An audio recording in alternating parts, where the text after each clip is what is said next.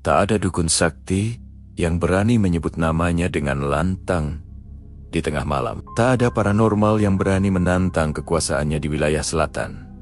Mereka semua tahu ada satu sosok yang bukan sekadar legenda, bukan hanya mitos yang diwariskan turun-temurun. Dia adalah penguasa yang tak terlihat, ratu dari dimensi yang berbeda, yang bahkan makhluk gaib lain tunduk kepadanya. Konon, mereka yang meremehkan kekuasaannya akan hilang tanpa jejak, ditarik ke dalam kerajaan yang tak kasat mata. Sebelum lanjut, bantu subscribe, like, dan tulis cerita mistis yang pernah kalian alami di komentar. Bisa jadi nanti cerita kalian kami angkat di video selanjutnya.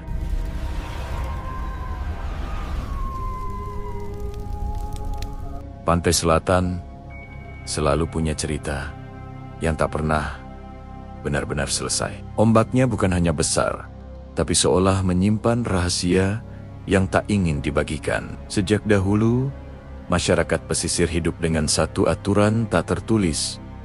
Jangan memakai pakaian hijau di tepi laut, jangan berbicara sembarangan, dan jangan pernah merasa paling berani. Karena di balik debur ombak itu, ada yang mengawasi.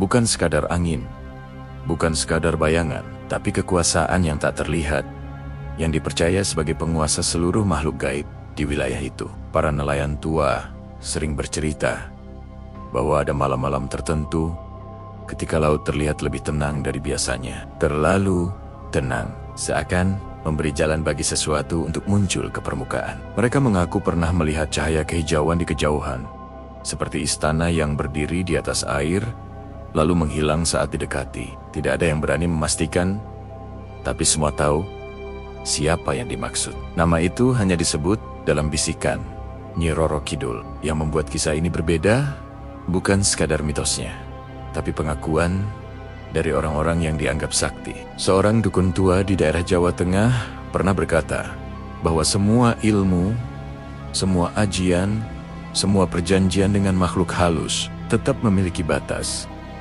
Dan batas itu adalah wilayah Sang Ratu Selatan. Bahkan jin dan makhluk halus liar pun disebut harus meminta izin bila ingin melintas suatu ketika. Seorang pria yang dikenal sebagai paranormal terkenal mencoba membuktikan bahwa semua itu hanya sugesti massal.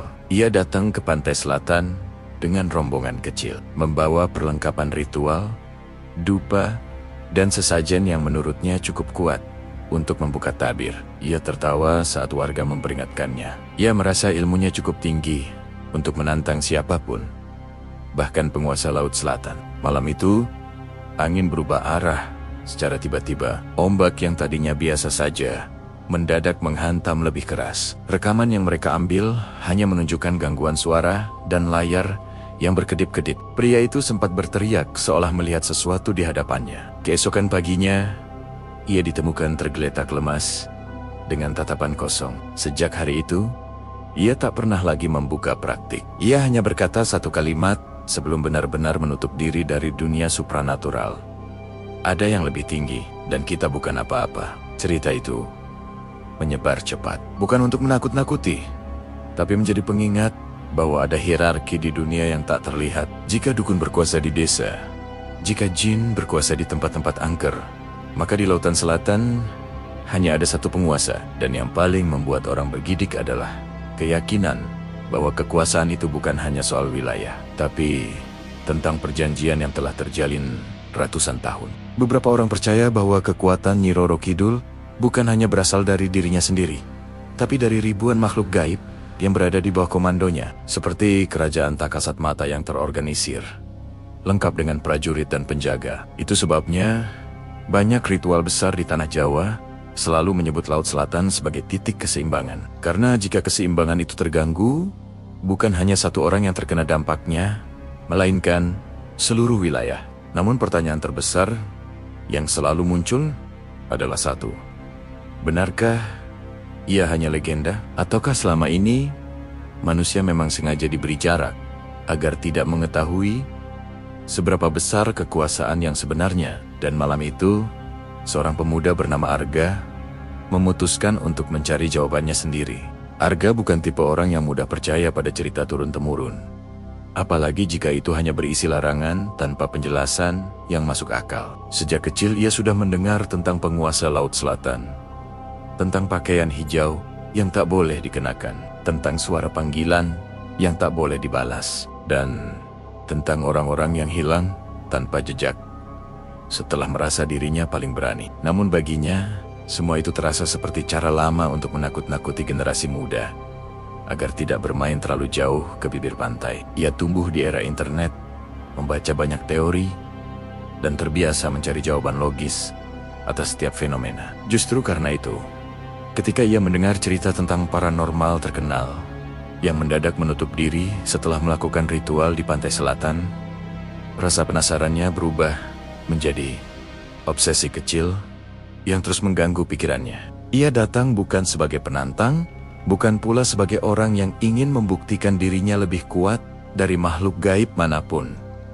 Arga datang sebagai pencari kebenaran. Ia menyewa kamar sederhana di sebuah penginapan milik warga tak jauh dari garis pantai. Dari jendela kamarnya, ia bisa melihat ombak menghantam karang tanpa henti, seolah sedang berusaha mengatakan sesuatu yang tak mampu diterjemahkan oleh telinga manusia. Pemilik penginapan, seorang pria parubaya bernama Pak Wiryo, sempat memperingatkannya agar tidak berjalan ke pantai saat malam tiba. Bukan karena takut perampok atau binatang liar, tapi karena waktu tertentu bukan milik manusia.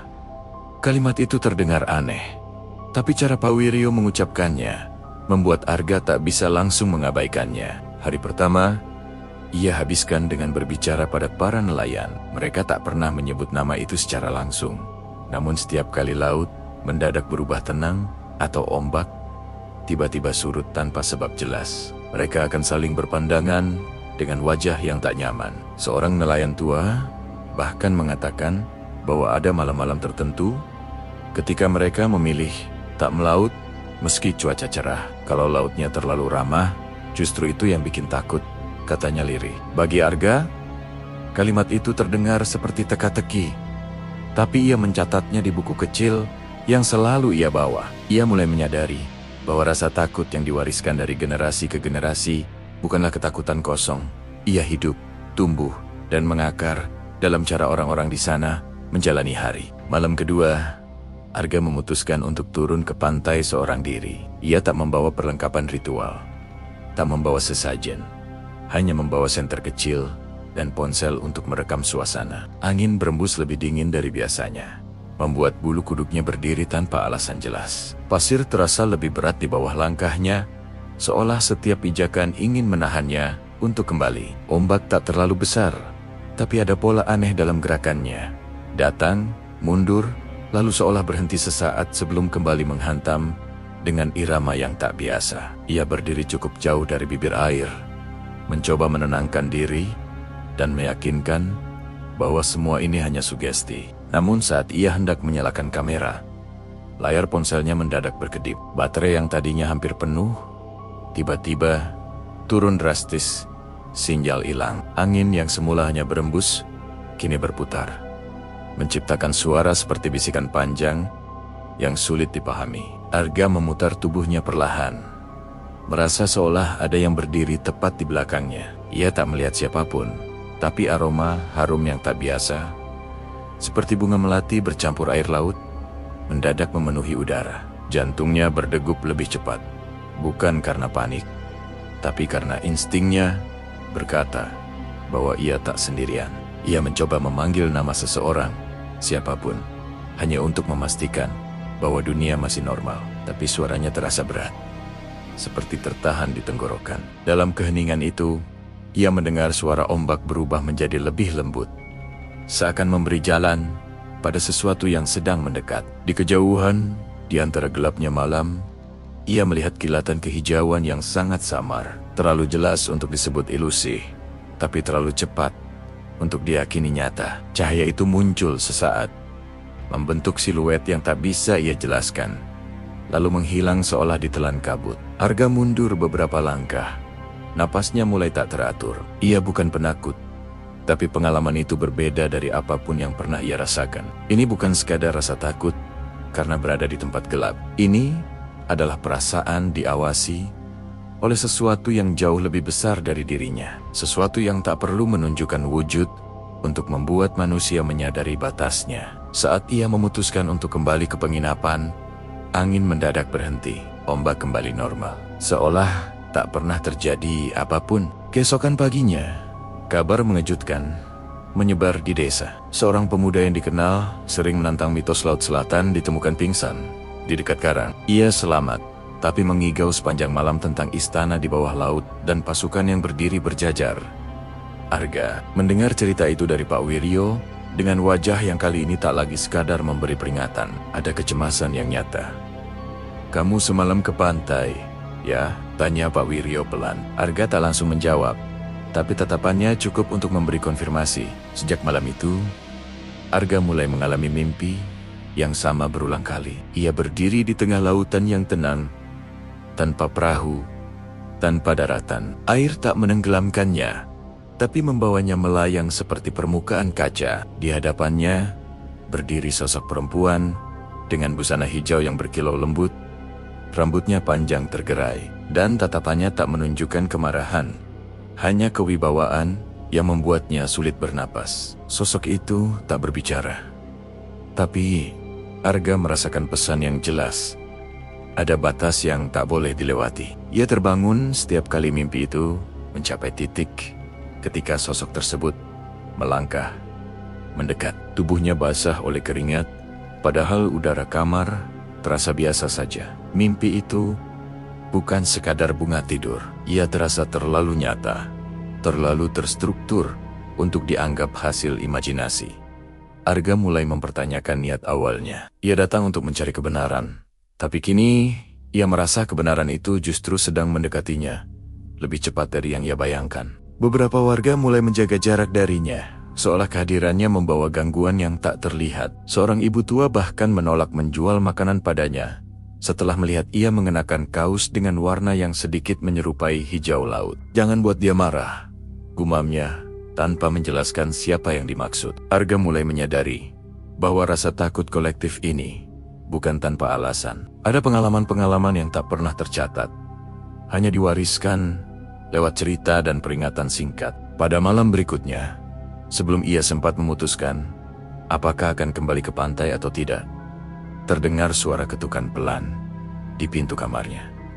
3 kali, pelan tapi jelas. Ia membuka pintu dengan hati-hati, namun tak ada siapapun di luar. Lorong penginapan kosong, hanya angin yang kembali berembus pelan membawa aroma laut. Saat ia menutup pintu dan berbalik, ia melihat jejak pasir basah membentuk garis dari ambang pintu hingga ke tengah kamar. Jejak itu berhenti tepat di depan tempat tidurnya. Tidak ada tanda-tanda orang masuk, tidak ada suara langkah, hanya jejak yang muncul begitu saja. Dan di saat itulah Arga sadar pencariannya tak lagi satu arah. Ia tidak lagi sekadar mencari jawaban tentang makhluk gaib paling kuat yang ditakuti dukun sekalipun. Kini, sesuatu dari Laut Selatan telah mulai melangkah masuk ke dalam hidupnya. Dan pertanyaannya bukan lagi apakah Nyi Roro Kidul itu nyata atau tidak. Pertanyaannya adalah, mengapa ia mulai diperhatikan?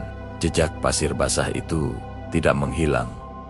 Meski Arga berdiri terpaku hampir 5 menit lamanya, menatap garis yang membentang dari ambang pintu hingga ke sisi tempat tidurnya, seperti pesan tanpa suara yang sengaja ditinggalkan untuknya. Ia mencoba berpikir rasional.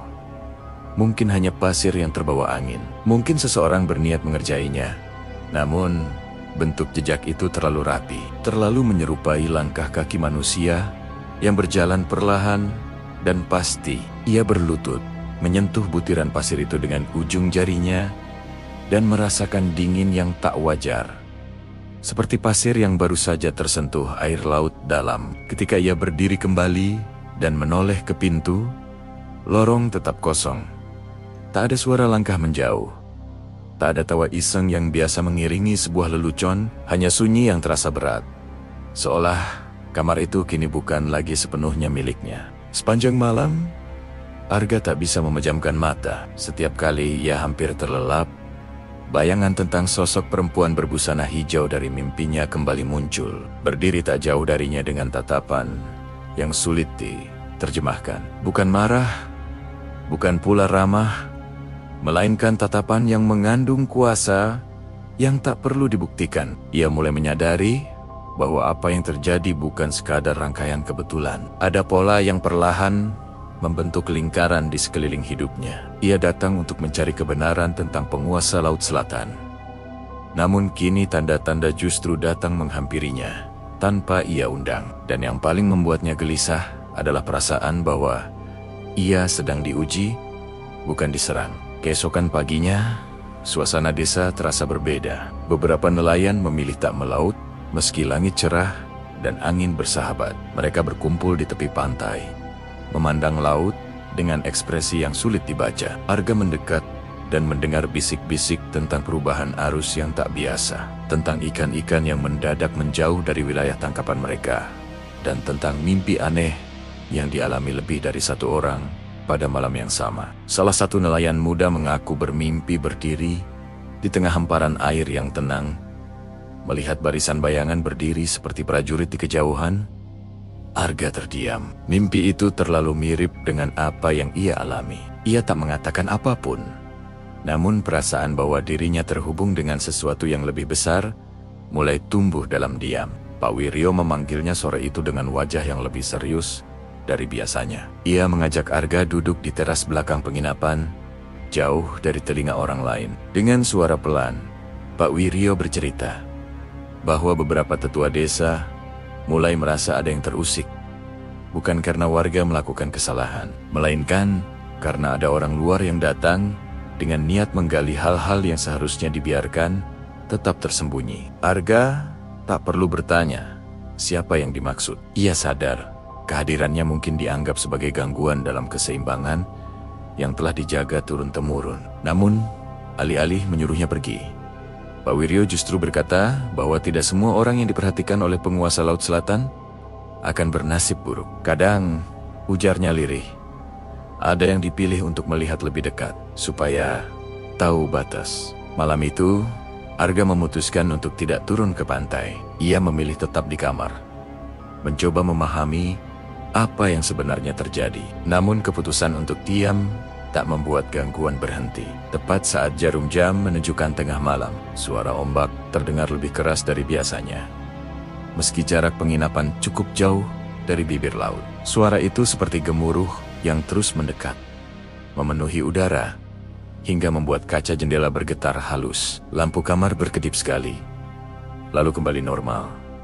Namun hawa di dalam ruangan mendadak terasa lembab dan dingin. Aroma melati yang sama kembali tercium, lebih kuat dari sebelumnya, memenuhi setiap sudut ruangan, seperti kehadiran yang tak kasat mata, namun nyata. Arga berdiri perlahan, jantungnya berdegup lebih cepat, dan saat ia menoleh ke arah cermin di dinding, napasnya tercekat. Di belakang pantulannya, samar-samar terlihat bayangan lain, berdiri beberapa langkah darinya. Ia berbalik cepat, namun kamar tetap kosong. Ketika ia kembali menatap cermin, bayangan itu sudah hilang, menyisakan dirinya sendiri dengan wajah pucat dan mata yang sulit menyembunyikan kegelisahan. Ia mulai bertanya dalam hati, apakah ini peringatan agar ia pergi, atau justru undangan untuk melangkah lebih jauh?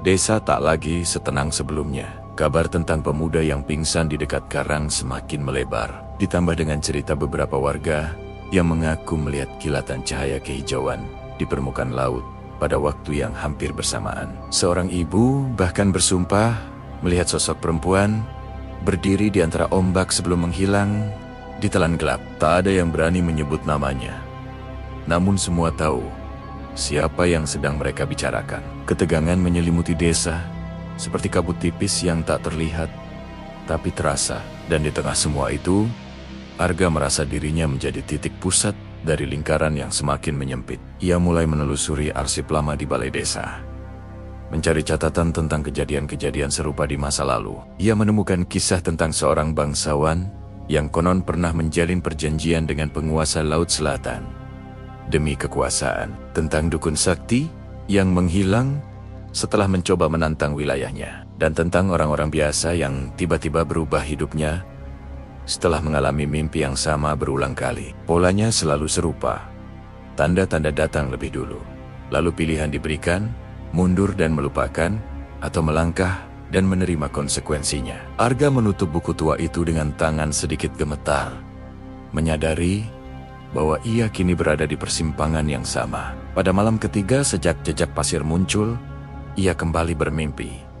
Kali ini lebih jelas dari sebelumnya. Ia berdiri di depan gerbang besar yang terbuat dari cahaya kehijauan, dan di baliknya terbentang istana yang megah, berdiri kokoh di bawah permukaan laut yang tenang. Barisan makhluk berdiri berjajar di kedua sisi, menundukkan kepala seolah menyambut kedatangannya. Di ujung lorong panjang itu, sosok perempuan berbusana hijau berdiri dengan anggun. Rambutnya melambai seakan digerakkan arus tak terlihat. Tatapannya tertuju langsung pada Arga, dan untuk pertama kalinya, ia mendengar suara, bukan lewat telinga, melainkan langsung di dalam pikirannya. Suara itu tenang, namun penuh kekuatan, menanyakan satu hal sederhana. Apakah ia datang untuk menantang atau untuk memahami? Arga terbangun dengan napas terengah. Namun kali ini, tak ada rasa takut yang murni. Yang ada, justru kesadaran bahwa semua ini bukan kebetulan. Desa mulai resah. Tanda-tanda semakin jelas. Dan ia tak lagi bisa berpura-pura bahwa dirinya hanya pengamat. Sesuatu dari laut selatan telah mengulurkan tangan. Bukan untuk menyeretnya, melainkan untuk menguji niatnya. Dan di tengah ketegangan yang perlahan memuncak, Arga menyadari satu hal yang tak bisa lagi ia abaikan. Jika benar Nyi Roro Kidul adalah rajanya makhluk gaib, maka setiap langkahnya kini berada di bawah pengawasan Sang Ratu, dan keputusan yang akan ia ambil selanjutnya bukan hanya akan menentukan nasibnya sendiri, tapi juga keseimbangan yang selama ini dijaga oleh desa di tepi laut selatan itu. Sejak mimpi tentang gerbang cahaya itu, Arga tak lagi merasakan ketakutan yang sama seperti malam-malam sebelumnya. Yang muncul justru rasa sadar yang aneh, seperti seseorang yang akhirnya menyadari bahwa ia telah berdiri terlalu lama di depan pintu dan kini harus memutuskan apakah akan masuk atau mundur. Pertanyaan yang terngiang di kepalanya, apakah ia datang untuk menantang atau untuk memahami, terasa seperti ujian yang tak bisa dijawab sembarangan. Ia tahu, satu jawaban yang salah bukan hanya berdampak pada dirinya, tapi juga pada desa yang perlahan mulai gelisah oleh tanda-tanda yang semakin nyata. Pagi itu, laut terlihat sangat tenang. Terlalu tenang. Garis cakrawala tampak bersih tanpa riak besar, dan angin hampir tak bergerak. Para nelayan memilih tetap di darat, duduk berkelompok sambil memandangi ombak kecil yang bergulung pelan, seperti permukaan kaca raksasa. Tak ada yang berani mengatakan dengan lantang, namun semua merasakan perubahan suasana yang sulit dijelaskan. Beberapa burung camar yang biasanya terbang rendah, mencari ikan, justru menjauh, seolah menghindari sesuatu yang tak terlihat di bawah permukaan air. Arga berdiri cukup lama memandangi laut itu, merasakan getaran halus di dadanya setiap kali ombak menyentuh pasir. Ia tak lagi melihat laut sebagai hamparan air biasa, melainkan sebagai batas antara dua dunia yang kini terasa semakin tipis. Siang harinya, seorang perempuan tua yang dikenal sebagai penjaga adat desa mendatangi penginapan, namanya Mbok Sari. Dan ia jarang keluar rumah, kecuali untuk urusan yang benar-benar penting. Tatapannya tajam, namun tak menunjukkan permusuhan. Ia meminta Arga duduk berhadapan dengannya, tanpa banyak basa-basi. "Kamu sudah dipanggil," ucapnya pelan, seolah memastikan tak ada orang lain yang mendengar. Arga tak langsung menyangkal. Dalam diam, ia tahu kalimat itu benar. Mbok Sari melanjutkan bahwa tidak semua orang yang datang ke pantai selatan akan diperhatikan. Kebanyakan hanya lewat, mengambil foto, lalu pulang tanpa menyadari apapun. Tapi ada beberapa yang langkahnya terdengar lebih keras di dunia lain, yang kehadirannya seperti riak yang mengusik permukaan yang tenang. Mbok Sari tidak menakut-nakuti.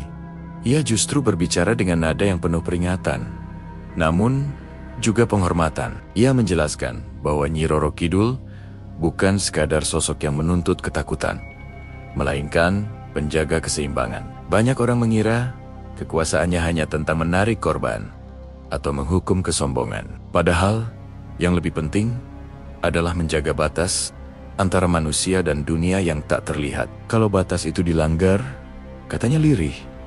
Bukan hanya satu orang yang merasakan akibatnya. Arga mendengarkan tanpa memotong.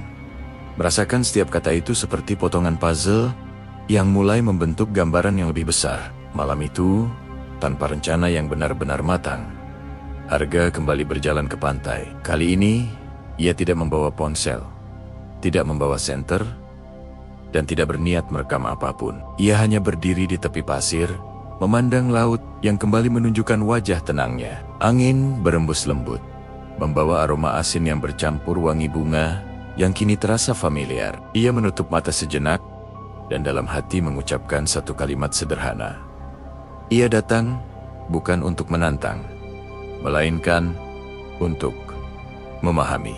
Tak lama setelah itu, suhu udara berubah, bukan menjadi dingin menusuk, melainkan hangat yang aneh, seperti pelukan yang tak menyentuh kulit. Ombak di hadapannya surut perlahan, menciptakan jalur dangkal yang memanjang ke arah laut. Arga membuka mata dan napasnya tertahan. Jalur itu tak dalam, hanya setinggi mata kaki, namun cukup jelas membentuk garis lurus yang mengarah ke tengah gelapnya malam. Ia tahu ini bukan peristiwa biasa. Instingnya berkata bahwa ia sedang diberi kesempatan, atau mungkin ujian berikutnya. Langkah pertamanya terasa berat, seolah pasir mencoba menahannya. Namun setelah beberapa meter, air terasa lebih ringan, hampir seperti kaca yang menopang kakinya. Di kejauhan, cahaya kehijauan yang pernah ia lihat muncul kembali. Kali ini lebih terang dan stabil. Cahaya itu tak menyilaukan, melainkan lembut namun penuh wibawa. Semakin ia mendekat, semakin jelas siluet bangunan yang tak mungkin ada di dunia manusia. Pilar-pilar tinggi, lengkungan megah, dan bayangan sosok-sosok berdiri, berjajar seperti penjaga kerajaan. Arga berhenti ketika jarak antara dirinya dan cahaya itu terasa cukup dekat untuk membuat jantungnya berdebar tak terkendali. Dari dalam cahaya tersebut, sosok perempuan berbusana hijau melangkah maju. Rambut panjangnya bergerak perlahan, seolah mengikuti arus yang tak terlihat. Wajahnya tak menunjukkan kemarahan, namun sorot matanya memancarkan kekuatan yang membuat Arga sadar betapa kecil dirinya di hadapan kekuasaan itu. Tak ada kata yang terucap lewat udara, namun suara itu kembali terdengar di dalam pikirannya. Tenang, dalam, dan tak terbantahkan. Ia merasakan pertanyaan yang sama, namun kali ini diikuti oleh gambaran tentang desa, tentang para nelayan, tentang keseimbangan yang rapuh. Dalam momen itu, Arga memahami bahwa keberadaannya bukan kebetulan. Ia bukan dipanggil untuk menjadi penantang atau korban, melainkan saksi. Saksi bahwa kekuasaan yang selama ini dianggap mitos ternyata nyata dalam bentuk yang lebih agung dari bayangan manusia. Ia melihat barisan makhluk di belakang sang ratu. Bukan sosok mengerikan seperti yang sering dibayangkan, melainkan wujud-wujud yang beragam, tunduk dalam kesetiaan. Hierarki itu jelas. Jika di darat ada pemimpin dan rakyat, maka di Laut Selatan ada kerajaan yang tak kalah teratur. Sang ratu mengangkat tangannya perlahan, dan dalam sekejap, Arga melihat gambaran masa lalu. Perjanjian antara manusia dan penguasa laut, ritual yang menjaga keseimbangan, serta konsekuensi yang muncul setiap kali kesombongan manusia melampaui batas. Ia menyadari bahwa banyak tragedi yang selama ini dianggap kecelakaan mungkin adalah akibat dari pelanggaran terhadap aturan yang tak tertulis. Bukan balas dendam, melainkan penegasan batas. Ketika cahaya itu mulai meredup, Arga merasakan tubuhnya kembali berdiri di tepi pantai. Air kembali pasang, ombak kembali menghantam seperti biasa. Tak ada istana, tak ada jalur dangkal, tak ada barisan penjaga. Namun pasir di bawah kakinya masih basah, dan aroma melati masih samar terasa di udara. Ia berdiri lama, mencoba memastikan bahwa semua itu bukan sekadar ilusi. Tapi jauh di dalam dirinya, ia tahu bahwa apa yang ia alami bukan mimpi. Keesokan paginya, desa terasa lebih ringan. Para nelayan kembali melaut, burung camar kembali terbang rendah, dan ketegangan yang sempat menyelimuti perlahan memudar. Mbok Sari hanya memandang Arga dari kejauhan dan mengangguk kecil, seolah memahami bahwa sesuatu telah selesai tanpa perlu dijelaskan. Arga sendiri merasa berbeda, bukan lebih sakti, bukan pula lebih berani, melainkan lebih sadar akan batas yang tak boleh dilanggar. Ia kini mengerti mengapa bahkan dukun sekalipun tak berani menantang kekuasaan Nyi Roro Kidul, bukan karena takut semata, melainkan karena mereka memahami hierarki yang tak terlihat itu. Ada kekuatan yang lebih tinggi, yang bukan untuk dilawan, melainkan dihormati. Dan bagi Arga, pertemuan itu bukan akhir dari cerita, melainkan awal dari tanggung jawab baru. Menjaga pemahaman itu agar tidak berubah menjadi kesombongan. Namun, satu hal masih tersisa. Mengapa ia yang dipilih menjadi saksi? Dan pertanyaan itu belum sepenuhnya terjawab. Sejak malam, ketika jalur air itu terbuka dan memperlihatkan sekilas kerajaan yang tak terlihat, hidup Arga tidak pernah benar-benar kembali seperti semula. Desa memang terasa lebih tenang. Para nelayan kembali melaut. Dan bisik-bisik ketakutan mulai mereda. Namun di dalam dirinya, ada sesuatu yang berubah. Ia tak lagi hanya menjadi pendatang yang penasaran, melainkan seseorang yang telah melihat sisi lain dari kenyataan. Setiap kali ia memandang laut, ia tak hanya melihat ombak dan garis cakrawala, tetapi juga membayangkan istana cahaya yang berdiri di bawah permukaan. Dan kesadaran itu membawa beban yang tak ringan, beban sebagai saksi. Beberapa hari setelah peristiwa itu, Arga mulai merasakan ujian yang tak kasat mata. Ia sering mendengar bisikan halus saat sendirian. Bukan suara yang menakutkan, melainkan seperti desah angin yang membawa potongan kalimat yang tak lengkap. Kadang ia merasakan hawa dingin menyentuh pundaknya, seolah mengingatkan bahwa dunia lain masih memperhatikannya. Ia tidak merasa diserang, namun jelas ia sedang diawasi. Dan semakin ia mencoba menjalani hari seperti biasa, semakin jelas bahwa hidupnya kini berjalan di antara dua batas, dunia manusia dan dunia yang tak terlihat. Suatu sore, seorang pria asing datang ke desa. Penampilannya rapi, sorot matanya tajam, dan cara bicaranya penuh percaya diri. Ia mengaku sebagai spiritualis dari kota besar, tertarik meneliti fenomena mistis di pantai selatan. Berbeda dengan Arga yang datang dengan niat memahami, pria ini datang dengan aura ingin menaklukkan. Ia berbicara tentang energi, tentang membuka gerbang, tentang membuktikan bahwa tak ada makhluk gaib yang tak bisa dikendalikan. Warga mendengarkan dengan gelisah, sementara Arga merasakan firasat yang tak nyaman. Ada kesombongan dalam nada suara pria itu.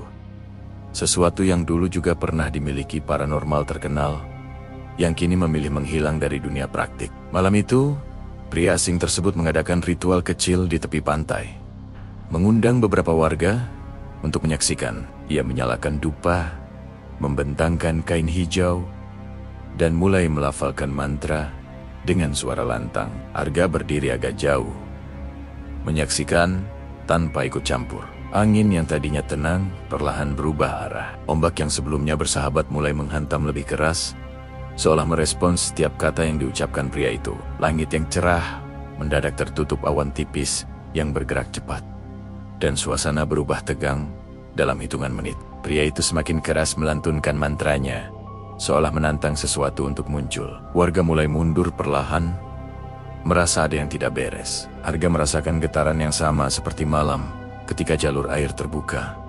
Namun kali ini getaran itu terasa lebih berat, lebih penuh tekanan. Aroma melati yang biasanya lembut kini berubah tajam, hampir menusuk hidung. Dan di kejauhan, cahaya kehijauan muncul lagi. Bukan sebagai undangan, melainkan sebagai peringatan. Tiba-tiba, angin berputar, membentuk pusaran kecil di sekitar pria itu. Dupa padam seketika, kain hijau terlempar ke pasir, dan suara ombak terdengar seperti gemuruh panjang yang menelan suara mantra. Pria itu terhuyung, mencoba tetap berdiri, namun tatapannya berubah panik. Ia berteriak, seolah melihat sesuatu yang tak bisa dilihat orang lain. Dalam sekejap, ia terjatuh berlutut. Tubuhnya gemetar hebat. Warga yang menyaksikan segera berlari menjauh, Sementara Arga tetap berdiri, menyadari bahwa batas yang sempat tenang kini sedang diuji. Dalam momen itu, Arga merasakan dorongan aneh dari dalam dirinya. Bukan untuk menantang, melainkan untuk menenangkan. Ia melangkah maju beberapa langkah, menatap laut dengan rasa hormat yang dalam. Dalam hati ia memohon agar keseimbangan tidak rusak karena kesombongan satu orang. Ia tak mengucapkan mantra, tak melakukan gerakan aneh, hanya berdiri dengan niat yang tulus. Dan perlahan, angin mereda. Ombak kembali normal. Pusaran kecil di sekitar pria itu menghilang, seperti tak pernah ada. Pria asing itu ditemukan dalam keadaan lemas, wajahnya pucat pasi. Ketika sadar, ia tak lagi berbicara tentang menaklukkan atau membuka gerbang. Ia hanya meminta segera diantar pergi dari desa. Malam itu juga, ia meninggalkan pantai selatan tanpa banyak kata. Warga menyaksikan kepergiannya dengan campuran lega dan takut. Mereka sadar bahwa sesuatu yang besar baru saja terjadi. Sesuatu yang menunjukkan bahwa kekuasaan Laut Selatan bukan sekadar cerita lama. Namun bagi Arga, kejadian itu adalah ujian yang lebih dalam. Ia menyadari bahwa perannya bukan kebetulan. Ia tidak diberi penglihatan itu untuk menjadi penantang baru, melainkan penjaga batas. Ia mulai memahami bahwa setiap tindakan manusia yang dilandasi kesombongan dapat mengusik keseimbangan yang telah dijaga berabad-abad. Dan dalam diam, ia merasa bahwa sang ratu telah menguji kesetiaannya. Apakah ia akan diam saat batas dilanggar, atau justru ikut terseret dalam ambisi manusia? Malam setelah kejadian itu, Arga kembali bermimpi. Ia berdiri di hadapan istana cahaya yang kini terasa lebih dekat. Sosok perempuan berbusana hijau menatapnya tanpa kemarahan, namun dengan sorot mata yang mengandung pengakuan. Kali ini, tak ada pertanyaan di dalam pikirannya. Yang ia rasakan hanyalah gelombang ketenangan yang perlahan menyelimuti dirinya, seolah mengatakan bahwa pilihannya untuk tidak menantang telah diterima. Namun di balik ketenangan itu, ia juga melihat bayangan lain, retakan tipis di antara dua dunia, seperti garis halus di permukaan kaca. Retakan itu belum pecah, namun cukup jelas untuk membuatnya sadar bahwa keseimbangan tidak selamanya stabil. Selalu ada manusia yang datang dengan ambisi.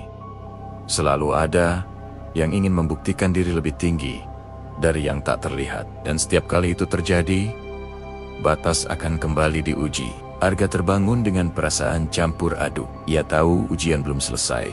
Apa yang terjadi pada pria asing itu hanyalah awal dari gelombang yang mungkin lebih besar. Desa mungkin kembali tenang untuk sementara, namun dunia di luar sana terus bergerak. Cerita tentang makhluk gaib paling kuat yang ditakuti dukun, sekalipun akan terus menarik orang-orang yang ingin menantang legenda. Dan ketika hari itu tiba lagi, Arga sadar ia mungkin harus berdiri di antara dua dunia sekali lagi. Karena menjadi saksi berarti juga siap menjadi penjaga. Ketenangan yang kembali menyelimuti desa setelah peristiwa ritual pria asing itu ternyata hanya permukaan yang tampak dari luar. Di balik aktivitas nelayan yang kembali normal dan wajah-wajah warga yang mulai tenang, Arga merasakan sesuatu yang berbeda di dalam dirinya. Seperti ada benang tak terlihat yang kini mengikat langkahnya dengan Laut Selatan. Ia tak lagi sekadar pengunjung yang kebetulan menyaksikan peristiwa ganjil. Ia merasa menjadi bagian dari keseimbangan itu sendiri. Sebuah peran yang tak pernah ia minta. Namun, perlahan ia pahami. Dan semakin ia mencoba menerima, semakin jelas bahwa ujian berikutnya tidak akan sesederhana menenangkan satu orang yang bertindak gegabah. Beberapa hari kemudian, langit mendadak berubah muram sejak pagi. Awan tebal menggantung rendah, dan angin bertiup lebih kencang dari biasanya. Nelayan-nelayan yang berpengalaman langsung merasakan ada yang tak wajar. Arus laut bergerak dengan pola yang tak biasa, seolah dua kekuatan berlawanan saling tarik-menarik di bawah permukaan. Ombak datang bukan dalam ritme alami, melainkan seperti gelombang yang dipaksa bangkit oleh sesuatu. Mbok Sari terlihat berdiri di tepi pantai sejak siang, wajahnya tegang, bibirnya komat kamit seperti membaca doa tanpa suara. Arga berdiri tak jauh darinya, dan merasakan getaran yang sama seperti malam saat jalur air pernah terbuka, namun kali ini jauh lebih kuat, lebih berat, dan membawa tekanan yang membuat dada terasa sesak. Menjelang sore, kabar buruk datang. Sebuah perahu kecil yang ditumpangi 2 nelayan muda belum kembali. Meski badai mulai mendekat, warga mulai gelisah, beberapa bersiap untuk mencari. Namun, ombak yang semakin tinggi membuat usaha itu nyaris mustahil. Arga memandang laut yang kini berubah gelap. Kilat sesekali menyambar jauh di atas cakrawala. Di tengah gemuruh angin, ia merasakan panggilan yang berbeda. Bukan suara jelas, tapi dorongan kuat dari dalam dirinya untuk mendekat ke bibir pantai. Seolah ada sesuatu yang ingin ia lihat, atau mungkin sesuatu yang ingin ia pahami sebelum semuanya terlambat. Saat ia melangkah mendekat, ombak tiba-tiba berhenti sesaat sebelum menghantam pasir, menciptakan jeda sunyi yang tak alami di tengah badai. Dalam jeda itu, Arga melihat bayangan besar bergerak di bawah permukaan air, bukan seperti ikan atau arus biasa, melainkan seperti barisan panjang yang tersusun rapi. Kilatan kehijauan muncul sekilas di antara gelapnya ombak. Ia teringat retakan tipis yang ia lihat dalam mimpinya. Garis halus yang menandakan keseimbangan mulai terganggu, dan kini retakan itu terasa semakin nyata. Bukan hanya dalam mimpi, tetapi di dunia yang sedang ia pijak. Tiba-tiba, salah satu nelayan berteriak, menunjuk ke arah laut. Di kejauhan, perahu yang hilang terlihat terombang-ambing, nyaris terbalik. Ombak besar mengangkatnya tinggi, lalu menjatuhkannya kembali, seperti mainan kecil. Warga yang melihat hanya bisa menjerit cemas. Dalam momen itu, Arga merasakan sesuatu yang tak pernah ia rasakan sebelumnya. Sebuah tarikan kuat dari arah laut, bukan untuk menyeretnya sebagai korban, melainkan seperti memanggilnya untuk mengambil bagian. Ia tahu ini bukan kebetulan. Ini adalah titik balik. Tanpa berpikir panjang, Arga melangkah masuk ke air. Beberapa warga mencoba menahannya, namun ia terus berjalan meski ombak menghantam tubuhnya. Aneh ya, setiap kali gelombang besar mendekat, air di sekelilingnya justru terasa lebih tenang. Seolah ada ruang kecil yang melindunginya. Ia menatap ke arah perahu yang hampir tenggelam, dan dalam hati memohon dengan penuh hormat agar keseimbangan tidak berubah menjadi korban. Ia tidak menantang, tidak memaksa, hanya memohon sebagai manusia yang sadar akan batasnya. Dalam sekejap, kilat menyambar lebih dekat dari sebelumnya, menerangi permukaan laut. Di bawah cahaya itu, Arga melihat sosok perempuan berbusana hijau, berdiri di atas air yang bergelora, tak tersentuh ombak sedikit pun. Wajahnya tetap tenang, namun sorot matanya kali ini lebih tajam, seolah sedang menilai keputusan yang baru saja diambil Arga. Di belakangnya, barisan bayangan bergerak serempak, menciptakan arus yang perlahan mengubah arah ombak. Gelombang besar yang tadinya menghantam perahu, kini bergeser, memberi ruang bagi perahu itu untuk kembali seimbang.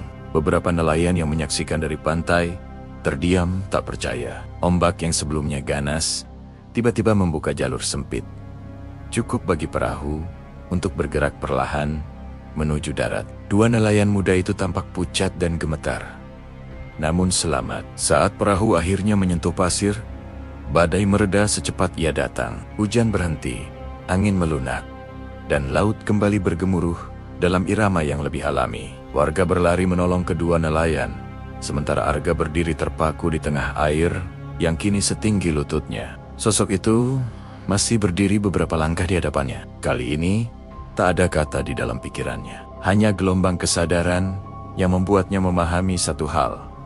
Keseimbangan tidak selalu berarti menghukum. Kadang keseimbangan berarti menunjukkan batas tanpa harus merenggut nyawa. Dan keputusan Arga untuk tidak membiarkan kesombongan manusia mengganggu, melainkan memilih menjaga niatnya tetap tulus, telah menjadi penentu arah malam itu. Perlahan, sosok itu memudar bersama cahaya kehijauan yang mengelilinginya. Laut kembali menjadi laut biasa, seolah tak pernah menjadi panggung kekuasaan yang agung. Arga melangkah mundur menuju pantai dengan tubuh gemetar bukan karena dingin, tetapi karena menyadari bahwa ia baru saja melewati garis yang tak pernah dibayangkannya. Ia bukan lagi sekadar saksi, ia telah menjadi bagian dari keputusan besar yang memengaruhi banyak orang. Malam itu, desa berkumpul dalam syukur. Dua nelayan yang selamat tak mampu menjelaskan apa yang mereka lihat di tengah badai. Mereka hanya berkata bahwa ombak tiba-tiba berubah arah, seolah didorong oleh kekuatan yang tak terlihat. Mbok Sari memandang Arga dengan tatapan yang kali ini berbeda. Bukan lagi sekadar pengakuan, melainkan pemahaman bahwa peran pemuda itu telah bergeser. Setiap penjaga punya ujian, ucapnya pelan, dan kamu baru saja melewatinya. Namun di dalam hati Arga, ia tahu ini bukan akhir. Ia merasakan sesuatu yang lain, sebuah perubahan halus di antara dua dunia. Retakan yang dulu tipis, kini terasa lebih nyata.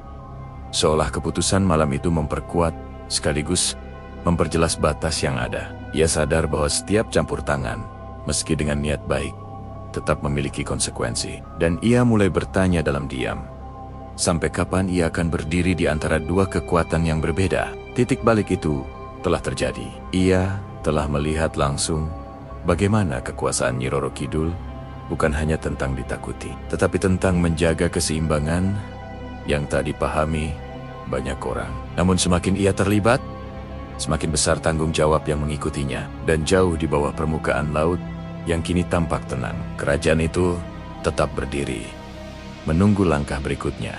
Peristiwa badai yang mereda secara tiba-tiba dan selamatnya dua nelayan muda menjadi cerita yang menyebar cepat.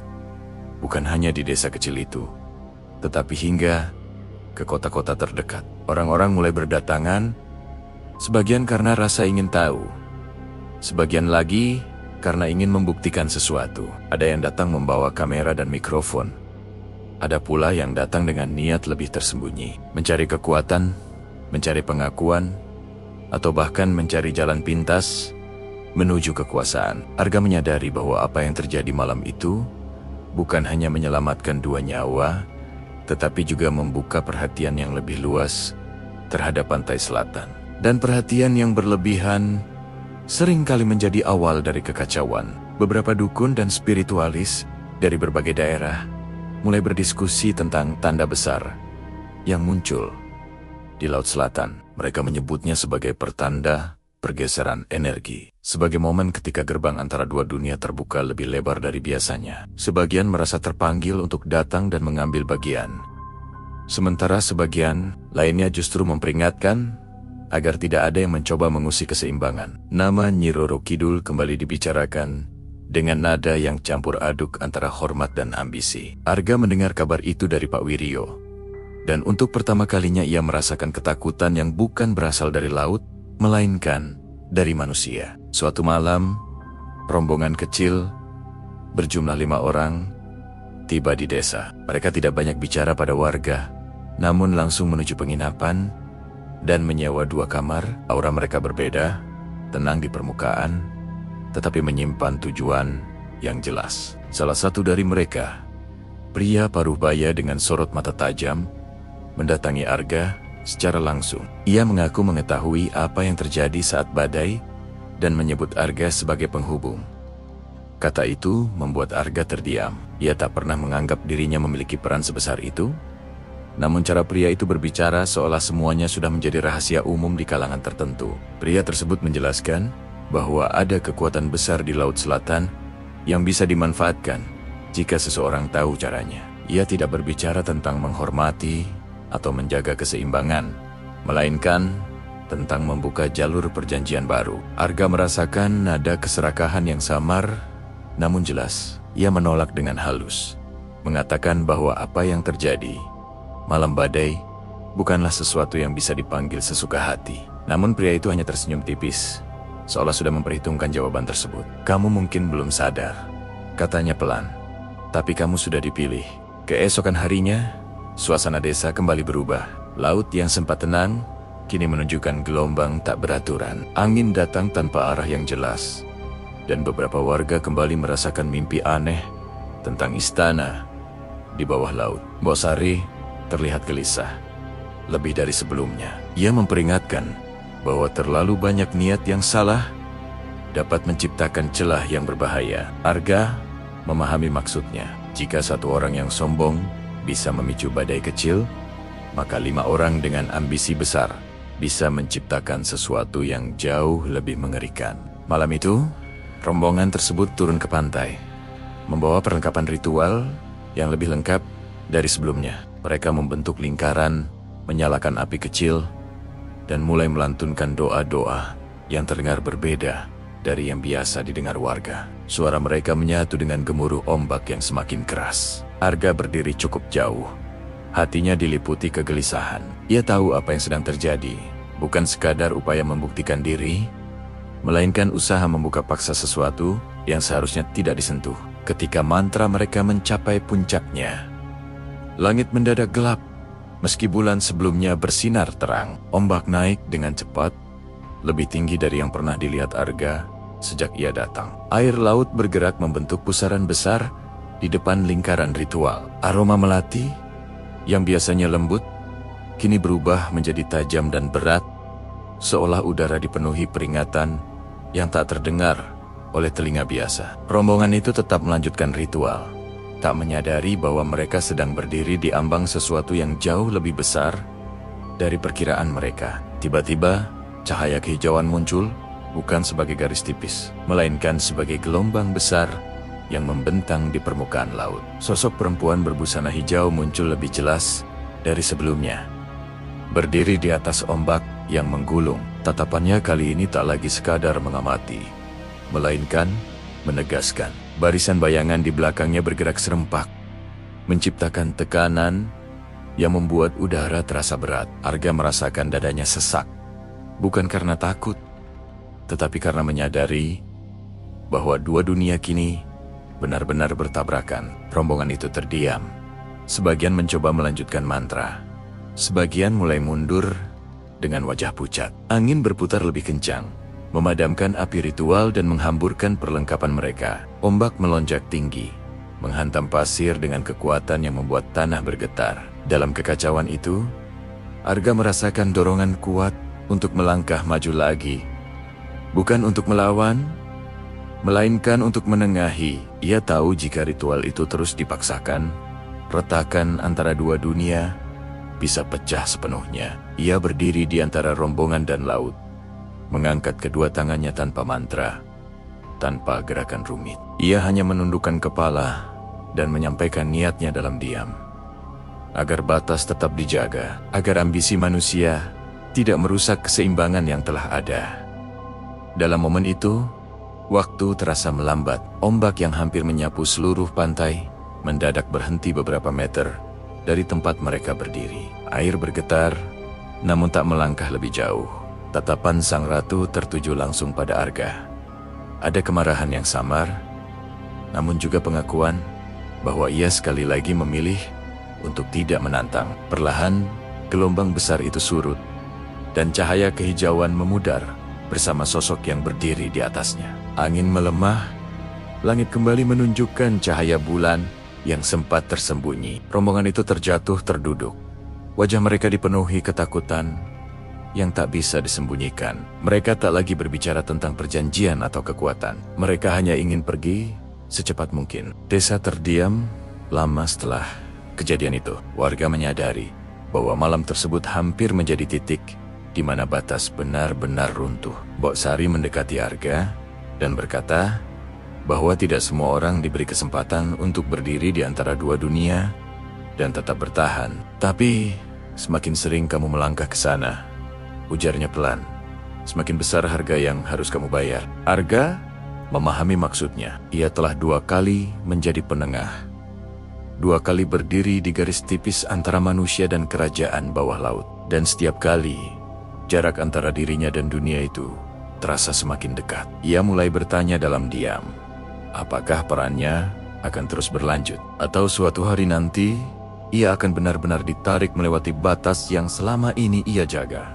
Karena ketika dua dunia sudah saling menyentuh, tidak ada yang bisa menjamin keduanya akan tetap utuh. Malam setelah ritual yang hampir merobek batas itu, Desa tidak benar-benar tidur. Lampu-lampu rumah tetap menyala lebih lama dari biasanya. Dan suara bisik-bisik terdengar hingga larut. Seolah semua orang takut jika keheningan datang terlalu cepat. Arga duduk sendiri di tepi ranjang kamarnya. Merasakan kelelahan yang bukan hanya fisik, tetapi juga batin. Ia telah 2 kali berdiri di antara 2 kekuatan besar. Dan setiap kali jarak antara dirinya dan kerajaan bawah laut terasa semakin tipis. Bok Sari benar. Semakin sering ia melangkah ke sana, semakin besar harga yang harus ia bayar. Dan malam itu, ia mulai merasakan bayaran itu perlahan datang. Tubuhnya mendadak panas dingin tanpa sebab jelas. Napasnya terasa berat, seolah udara di kamar menipis. Aroma melati kembali memenuhi ruangan. Kali ini begitu kuat, hingga membuat kepalanya berdenyut. Ia mencoba berdiri, namun lututnya lemas. Ketika pandangannya mulai kabur, ia melihat bayangan kehijauan merambat di dinding, membentuk pola seperti riak air. Lantai kamar terasa basah, meski ia tahu itu mustahil. Dan dalam hitungan detik, ia tidak lagi berdiri di dalam kamar penginapan.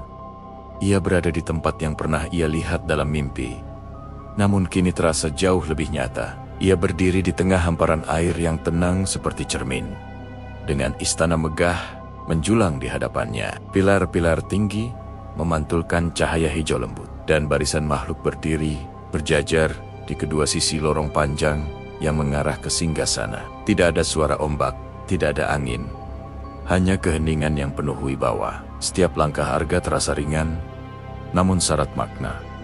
Seolah ia tidak berjalan dengan tubuh fisik, melainkan dengan kesadaran yang utuh. Dan di ujung lorong itu, sosok perempuan berbusana hijau berdiri menunggunya. Tatapan sang ratu kali ini berbeda, tidak lagi sekadar menilai atau menguji, melainkan mengandung keputusan. Arga merasakan gelombang energi yang kuat mengelilinginya, bukan untuk menyakiti, tetapi untuk membuka sesuatu yang selama ini tertutup. Dalam sekejap, gambaran demi gambaran memenuhi pikirannya. Masa lalu desa, perjanjian lama antara leluhur dan penguasa laut, serta siklus ambisi manusia yang selalu berulang. Ia melihat bagaimana setiap kali manusia mencoba melampaui batas, keseimbangan terancam runtuh. Dan ia juga melihat bagaimana setiap generasi selalu memiliki satu penjaga, seseorang yang tanpa sadar dipilih untuk menjaga garis tipis itu tetap utuh. Arga tertegun ketika menyadari bahwa dirinya adalah bagian dari siklus itu. Ia bukan dipilih karena kekuatan, bukan karena keberanian, melainkan karena niatnya yang tidak didorong oleh ambisi. Sang ratu tidak berbicara dengan kata-kata, tetapi pesan itu jelas. Gerbang antara 2 dunia telah melemah karena terlalu banyak gangguan. Dan hanya dengan kesadaran manusia yang tulus, retakan itu bisa ditutup kembali. Jika tidak, batas akan benar-benar pecah, dan kedua dunia akan saling melukai. Tiba-tiba, suasana berubah. Cahaya kehijauan bergetar, dan dari kejauhan terdengar gemuruh seperti retakan besar yang membelah air. Arga melihat bayangan gelap muncul di balik pilar-pilar istana.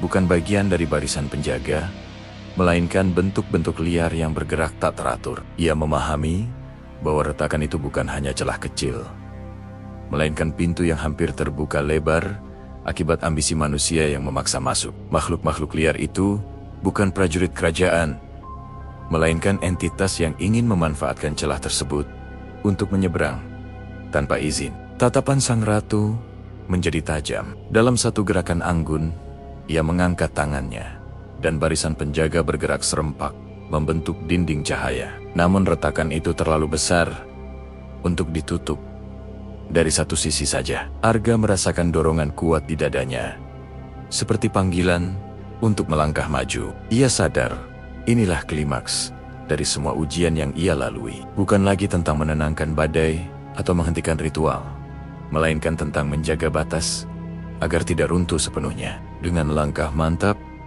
Arga berdiri di depan retakan cahaya itu. Ia tidak memiliki mantra, tidak memiliki ajian, hanya niat yang telah diuji berkali-kali. Ia menutup mata dan membayangkan desa, para nelayan, anak-anak yang bermain di tepi pantai, serta kehidupan yang berjalan tenang di atas permukaan laut. Ia membayangkan keseimbangan yang rapuh, namun indah itu tetap terjaga. Energi hangat mengalir dari dalam dirinya, menyatu dengan cahaya kehijauan yang mengelilinginya. Retakan itu bergetar hebat, dan makhluk-makhluk liar mencoba menembus celah yang tersisa. Namun ketika cahaya dari kedua sisi, dari kerajaan bawah laut dan dari kesadaran Arga, bertemu di tengah, retakan mulai menyempit. Suara gemuruh berubah menjadi dengungan panjang yang perlahan mereda. Makhluk-makhluk liar itu mundur, tertahan oleh dinding cahaya yang kini lebih kuat. Dalam kilatan terakhir, retakan itu tertutup sepenuhnya, meninggalkan permukaan air yang kembali tenang seperti semula. Arga terjatuh berlutut. Napasnya terengah, namun tubuhnya tidak terasa sakit. Sang ratu berdiri di hadapannya.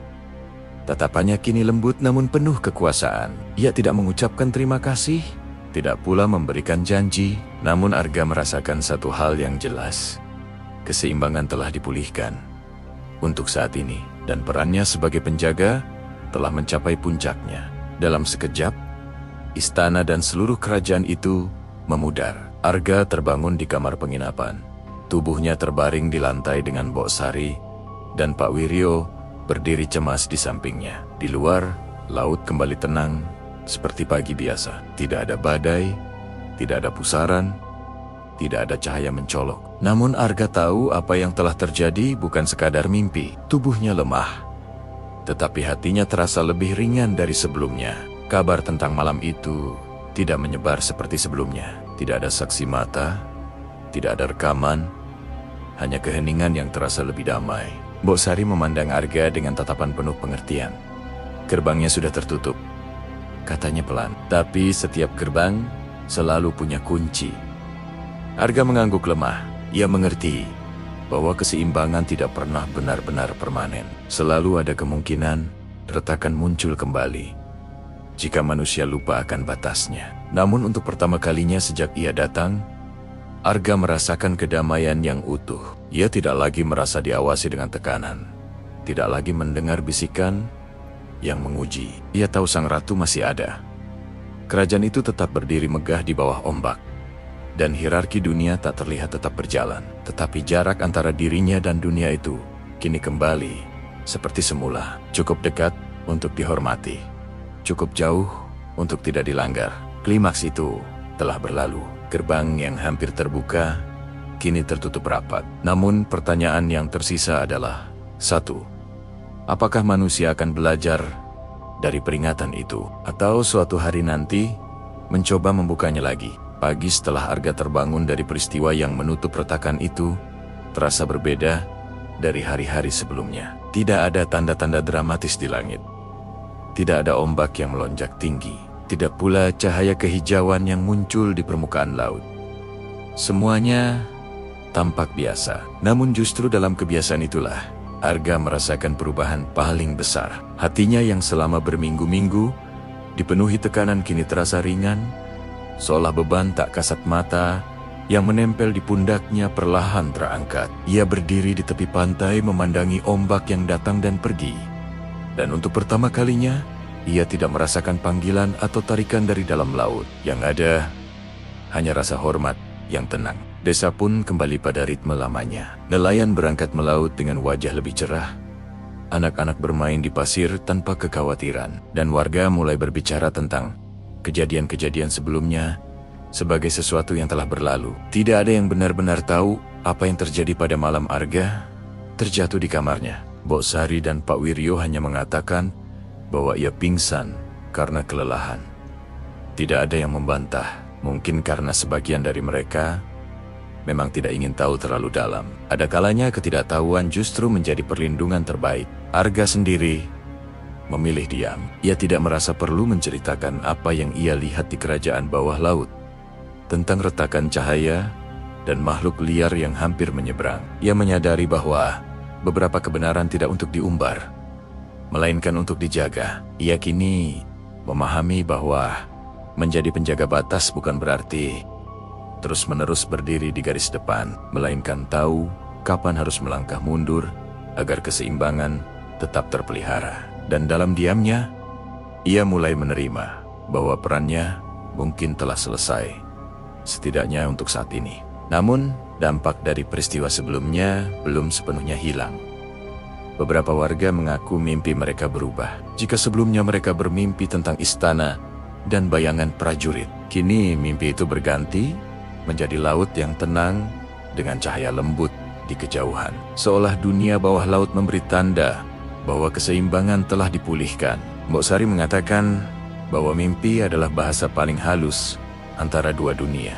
Jika mimpi menjadi damai, berarti batas sedang dijaga dengan baik. Arga mendengarkan dan merasakan ketenangan yang sama setiap kali ia memejamkan mata. Suatu sore, pria parubaya dari rombongan ritual sebelumnya kembali ke desa seorang diri. Namun kali ini, ia datang tanpa kesombongan. Wajahnya lebih tenang, sorot matanya tak lagi penuh ambisi. Ia mendekati Arga dengan langkah ragu dan meminta maaf atas apa yang hampir terjadi. Ia mengakui bahwa dorongan untuk membuka gerbang bukan karena ingin memahami, melainkan ingin memiliki. Saya pikir semua kekuatan bisa dipelajari dan dikuasai, katanya lirih. Ternyata ada yang hanya bisa dihormati.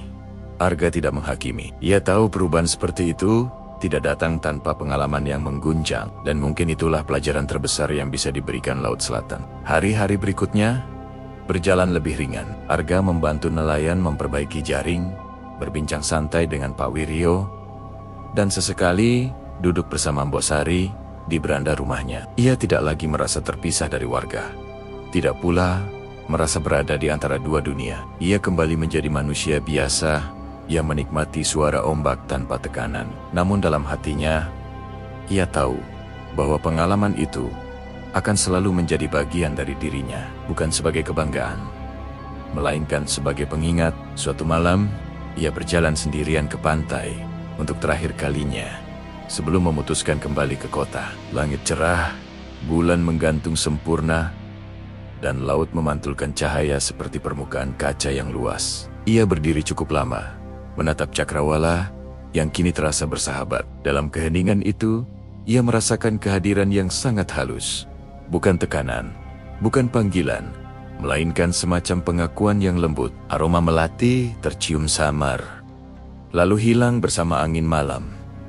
Arga tersenyum kecil. Ia tahu itu bukan kebetulan. Di dalam benaknya, ia mengucapkan terima kasih tanpa suara. Bukan terima kasih karena telah dipilih, tetapi karena telah diizinkan memahami batas. Ia sadar bahwa kekuasaan Nyi Roro Kidul bukanlah tentang menakut-nakuti manusia, melainkan menjaga keseimbangan yang seringkali dilupakan. Dan jika manusia bisa belajar untuk tidak melampaui batas, mungkin tak perlu ada badai atau retakan lagi. Ketika ia berbalik untuk kembali ke penginapan, ombak kecil menyentuh ujung sepatunya, lalu surut dengan lembut. Tidak ada cahaya besar, tidak ada istana megah yang muncul, hanya laut yang tenang dan angin yang berembus pelan. Namun bagi Arga, momen itu terasa lebih berarti dari semua penglihatan yang pernah ia alami. Karena disitulah ia benar-benar memahami bahwa kekuatan terbesar bukanlah yang mampu menghancurkan, melainkan yang mampu menjaga. Keesokan paginya, Arga berpamitan pada warga desa. Tidak ada perpisahan dramatis, hanya jabat tangan hangat dan ucapan hati-hati di jalan. Mbok Sari memegang tangannya sedikit lebih lama dan berkata bahwa penjaga tidak selalu harus tinggal di tempat yang dijaga. Kadang yang terpenting adalah membawa pemahaman itu kemanapun ia pergi. Arga mengangguk, menyadari bahwa pelajaran dari Laut Selatan tidak berhenti di pantai itu saja. Saat kendaraan yang membawanya menjauh dari desa, Arga menoleh sekali lagi ke arah laut yang kini terlihat seperti hamparan biasa. Tidak ada yang tahu bahwa di bawah permukaan itu berdiri kerajaan megah yang menjaga batas dua dunia. Tidak ada yang melihat betapa rapuhnya keseimbangan yang telah dipulihkan. Namun, Arga tahu, dan pengetahuan itu cukup. Konflik besar telah mereda. Gerbang yang hampir terbuka kini tertutup.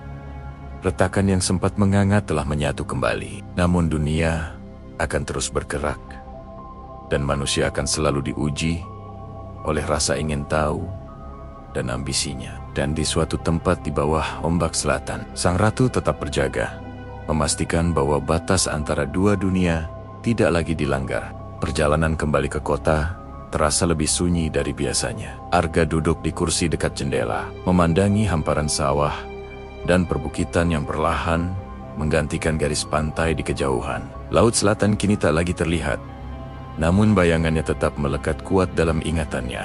Ia datang sebagai pemuda yang penasaran, ingin membuktikan apakah legenda tentang makhluk gaib paling kuat yang ditakuti dukun, sekalipun hanyalah cerita turun-temurun. Ia pulang sebagai seseorang yang memahami bahwa tidak semua kebenaran harus dibongkar untuk dibuktikan. Ada yang cukup dipahami, lalu dihormati. Sesampainya di kota, kehidupan berjalan seperti biasa. Suara kendaraan, hiruk-pikuk manusia, dan ritme cepat dunia modern kembali menyambutnya. Namun ada jarak yang kini terasa dalam dirinya. Ia tidak lagi mudah terprovokasi oleh perdebatan tentang mistis atau tidaknya sesuatu. Ketika teman-temannya bertanya tentang perjalanannya ke pantai selatan, ia hanya menjawab singkat bahwa laut di sana indah dan menenangkan. Ia tidak menceritakan tentang istana di bawah ombak, tentang retakan yang hampir pecah, atau tentang sosok perempuan berbusana hijau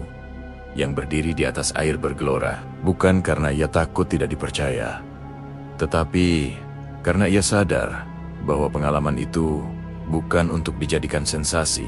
Hari-hari berlalu, dan perlahan pengalaman itu menyatu menjadi bagian dari kesadarannya. Ia mulai memahami bahwa dunia manusia seringkali terlalu bising untuk mendengar peringatan halus dari alam. Kesombongan, ambisi, dan rasa ingin membuktikan diri seringkali membuat manusia lupa bahwa ada hierarki tak terlihat yang telah lebih dulu ada. Jika di darat ada hukum yang mengatur kehidupan, maka di laut selatan ada aturan yang tak tertulis, namun tak kalah tegas. Dan di puncak hierarki itu berdiri satu nama yang hanya disebut dalam bisikan, Nyi Roro Kidul. Arga tidak lagi merasakan mimpi tentang gerbang cahaya atau barisan prajurit bawah laut. Namun, kadang-kadang saat malam terlalu sunyi dan angin berembus lembut, ia mencium aroma melati yang samar. Aroma itu tidak menakutkan, tidak pula menekan. Ia datang seperti pengingat bahwa keseimbangan masih terjaga. Ia tersenyum setiap kali itu terjadi, karena ia tahu itu bukan panggilan untuk kembali, melainkan tanda bahwa batas masih berdiri kokoh. Beberapa bulan kemudian, kabar dari desa sampai kepadanya melalui pesan singkat Pak Wiryo. Laut selatan tetap tenang, tidak ada ritual aneh, tidak ada badai mendadak, tidak pula rombongan yang datang dengan niat menantang. Desa kembali hidup dengan damai, seperti sebelumnya. Arga membaca pesan itu dengan perasaan lega. Ia sadar bahwa perannya mungkin memang hanya sementara, sebuah jembatan kecil dalam siklus panjang yang sudah berlangsung ratusan tahun. Ia teringat kata-kata Mbok Sari bahwa setiap generasi selalu memiliki penjaga. Bukan penjaga yang membawa senjata atau ajian, melainkan penjaga yang memahami batas. Mungkin suatu hari nanti akan ada orang lain yang merasakan panggilan yang sama, yang berdiri di garis tipis antara dua dunia dan harus memilih antara menantang atau memahami. Dan ketika hari itu tiba, semoga orang itu memilih seperti dirinya, menundukkan kepala, bukan mengangkatnya dengan kesombongan. Arga kini melihat laut bukan sebagai tempat yang harus ditakuti, melainkan sebagai simbol keseimbangan. Ombak yang datang dan pergi mengajarkan bahwa kekuatan terbesar bukanlah yang selalu terlihat, melainkan yang konsisten menjaga ritme tanpa perlu pamer kuasa. Ia memahami bahwa Nyi Roro Kidul bukan sekadar sosok yang ditakuti dukun, bukan pula hanya legenda yang dijadikan cerita seram. Ia adalah representasi dari batas itu sendiri, batas yang menjaga agar dua dunia tidak saling melukai. Pada suatu malam, ketika ia berdiri di tepi pantai lain yang jauh dari selatan, ia memandang laut dengan cara yang berbeda. Ia tidak lagi mencari cahaya kehijauan atau istana megah.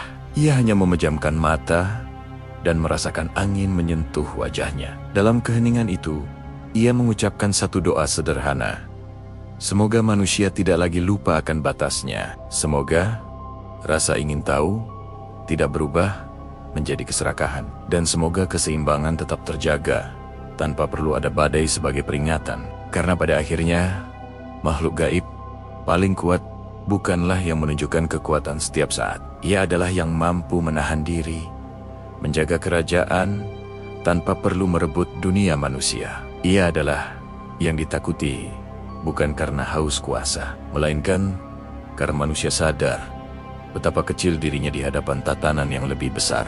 Dan selama manusia masih mau menghormati batas itu, Laut Selatan akan tetap menjadi penjaga yang diam namun tegas. Cerita Arga mungkin telah selesai, namun pelajarannya tidak. Setiap orang memiliki Laut Selatan dalam hidupnya, sebuah batas yang tak boleh dilanggar, sebuah wilayah yang harus dihormati. Ketika batas itu dijaga, hidup berjalan tenang seperti ombak yang setia pada garis pantai. Tetapi ketika kesombongan memaksanya terbuka, retakan akan muncul dan keseimbangan terancam runtuh. Di bawah ombak selatan, kerajaan itu tetap berdiri. Sang ratu tetap berjaga, tidak mencari korban, tidak mencari pujian. Ia hanya memastikan bahwa dunia manusia dan dunia tak terlihat tetap berjalan di jalurnya masing-masing. Dan di suatu tempat, mungkin tanpa kita sadari, ia terus mengawasi. Bukan untuk menghukum, melainkan untuk menjaga. Inilah akhir dari perjalanan Arga. Bukan akhir yang penuh gemuruh, melainkan akhir yang tenang. Karena terkadang, kemenangan terbesar bukanlah saat kita menaklukkan sesuatu yang kuat, tetapi saat kita memilih untuk tidak menantangnya. Dan selama manusia masih ingat untuk menghormati batas, Laut Selatan akan tetap tenang.